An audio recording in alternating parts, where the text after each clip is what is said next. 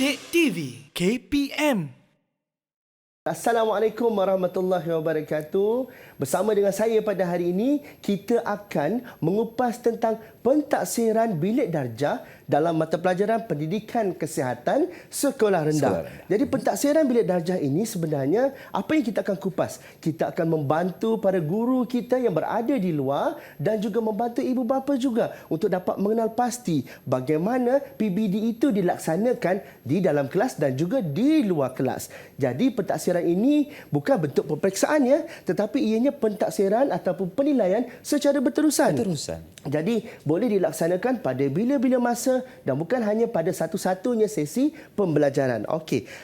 Saya nak bawa kita semua pergi kepada satu skop yang lebih kecil dalam pendidikan kesihatan, iaitu tajuk dalam pendidikan kesihatan tahun 6, bidang pendidikan kesihatan reproduktif dan sosial ataupun kita panggil sebagai PIRS. Dan tajuk ini adalah 75% merangkumi di dalam kurikulum pendidikan kesihatan. Agak besar di situ.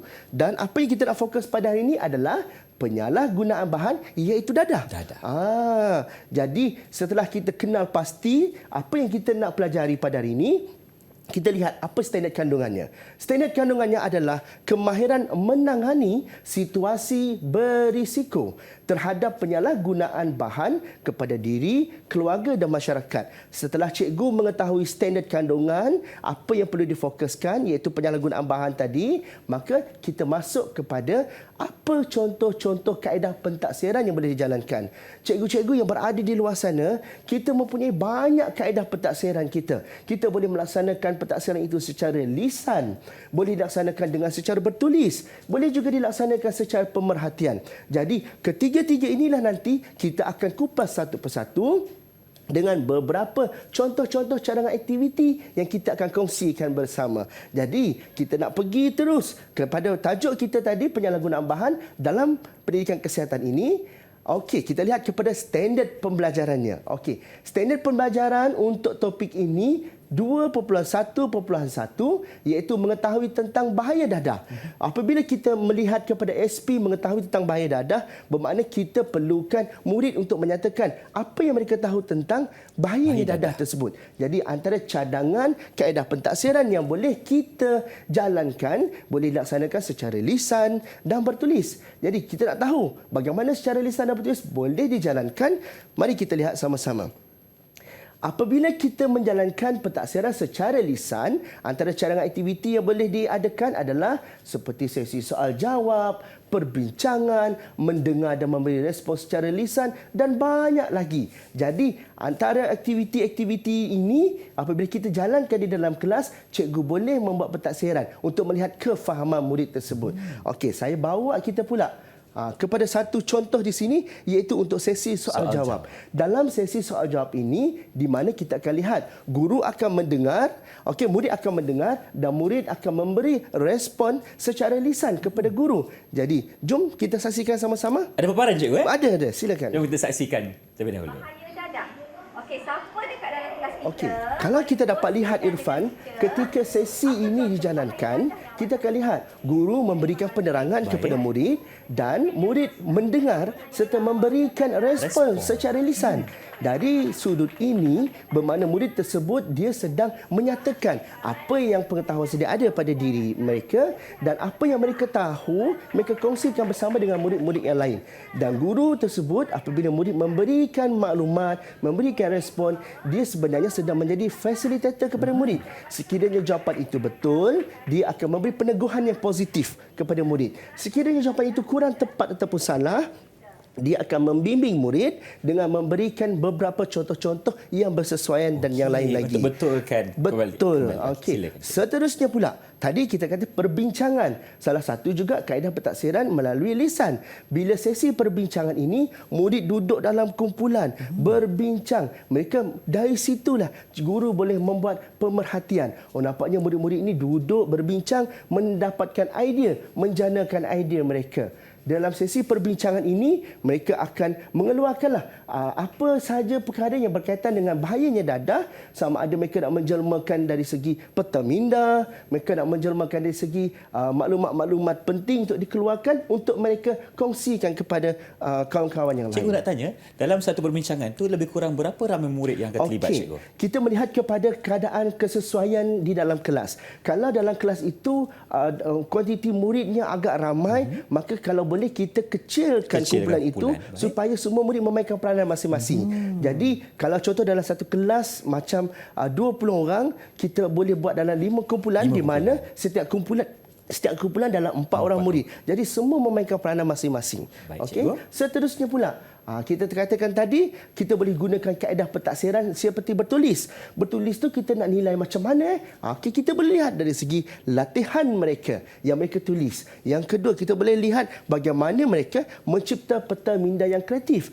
Jadi ini contoh-contoh aktiviti yang kita boleh jalankan dalam kelas, yang boleh kita gunakan untuk membantu cikgu-cikgu di luar untuk menjalankan pentaksiran. Jadi apa contoh yang kita kongsikan tadi, iaitu mencipta peta minda kreatif. Okey, cuba kita lihat sama-sama video yang telah disediakan ni. Mari kita. Okey, ketika sesi perbincangan ini dijalankan, murid-murid melaksanakan perbincangan, bermakna ada komunikasi, ada kooperatif, ada kolaboratif berlaku di situ. Dan apa yang mereka sedang buat adalah mereka sedang menulis di atas satu kertas untuk menghasilkan peta minda yang kreatif. Jadi hasil tulisan mereka, hasil idea yang mereka keluarkan itu tadi dijelmakan di dalam satu peta minda yang kreatif. Dekat situ kita boleh lihat murid-murid ini sedang belajar dalam suasana pembelajaran abad ke-21, iaitu unsur kolaboratif, perbincangan, unsur bekerjasama sesama ahli kumpulan mereka. Begitu. Baik, cikgu. Di sini juga murid-murid harus memberikan satu tanggungjawab untuk memberikan idea. Betul, betul. Tepat sekali di situ Irfan. Okey, seterusnya kita nak masuk kepada standard pembelajaran yang kedua, iaitu 2.1.2, membincangkan punca penyalahgunaan dadah. Tadi setelah kita tahu bahayanya dadah, nak tahu punca dadah tu. Jadi nak mencapai standard pembelajaran ini, beberapa cadangan kaedah pentaksiran yang boleh kita laksanakan, iaitu seperti lisan, bertulis dan pemerhatian. Dan kalau kita lihat, tadi kita fokus kepada lisan dan bertulis. Sekarang kita tambah pemerhatian di situ. Jadi kita ambil satu contoh, perbincangan di dalam kumpulan. Perbincangan dalam kumpulan ini melibatkan adanya lisan, melibatnya adanya perlu mereka menulis, dan guru membuat pemerhatian terhadap bagaimana murid-murid ini mereka melaksanakan aktiviti dalam kumpulan. Jadi kita lihat video yang telah kita sediakan. Seperti Irfan dapat lihat ni, video yang kita sedang sediakan ini, mereka sedang melakukan aktiviti yang kita kenali sebagai gallery walk. Gallery walk macam mana, cikgu? Gallery walk ni adalah salah satu kaedah pembelajaran abad ke-21 di mana murid bahkan bergerak daripada stesen masing-masing ke stesen yang lain, di mana sampai di stesen tersebut mereka akan berbincang, mendapatkan jawapan, menyelesaikan masalah, dan dekat situ mereka juga boleh menambah baik idea-idea yang diberi oleh kumpulan yang lain. Secara tak langsung pembelajaran kita bukan hanya berpusatkan kepada semata-mata mendengar guru memberi penerangan, tapi berpusatkan kepada murid sepenuhnya di dalam kelas. Begitu, Irfan. Itu maksud gallery walk sebenarnya. Betul, Irfan. Seterusnya pula, kita boleh lihat juga dari segi lisan, di mana pembentangan hasil perbincangan murid ini tadi. Jadi setelah mereka berbincang, mereka boleh membentangkan hasil apa yang mereka telah bincangkan itu tadi. Jadi kita lihat sama-sama video yang telah disediakan. Okey, cikgu. Baik, di sini kita boleh lihat ada murid yang sedang memberikan penjelasan pembentangan, cikgu. Betul. Kalau kita lihat dalam waktu ini, guru bertindak sebagai facilitator. Dia memerhati tindakan yang dilaksanakan oleh murid tersebut, di mana ada murid yang bertindak sebagai pembentang dan murid-murid yang lain sebagai pemerhati. Jadi pelaksanaan dari bentuk lisan, guru mendengar dari segi idea yang disampaikan oleh murid, dari segi pengetahuan yang mereka kongsikan kepada kawan-kawan tersebut. Di situ guru boleh mentaksir murid tersebut tentang sejauh mana kefahaman mereka terhadap topik yang telah mereka pelajari tersebut. Jadi itu kepentingannya. Jadi bila ada sesi pembentangan seperti ini, murid lain akan memberikan perhatian yang lebih. Cikgu nak tanya, mungkin cikgu boleh ceritakan dari segi peranan murid-murid lain ketika mendengar pembentangan berkawan-kawan mereka. Betul. Okey. Satu yang menarik Irfan, apabila kita memulakan sesi pembentangan seperti itu, sebenarnya guru boleh membuka ruang sebenarnya untuk menghidupkan suasana dalam kelas dengan memberi peluang kepada murid-murid lain untuk bertanyakan soalan. Jadi murid-murid lain boleh mengambil peluang dan kesempatan ini. Dan pentaksiran bukan hanya kepada kumpulan murid yang membentang, tapi pentaksiran secara menyeluruh. Murid yang bertanyakan soalan, murid yang mendengar tersebut turut sama boleh ditaksir pada waktu itu kerana pembelajaran itu adalah secara berterusan. Baik. Begitu Irfan. Maknanya cikgu, segala pembentangan yang telah diceritakan oleh murid-murid akan didengar oleh semua murid yang ada dalam kelas Betul, itu tepat dan sekali. akan dinilai oleh guru mereka. Betul, tepat sekali. Baik cikgu. Jadi kita ada slide seterusnya, silakan. Seterusnya pula adalah hasil yang kita nak tunjuk adalah hasil kerja murid.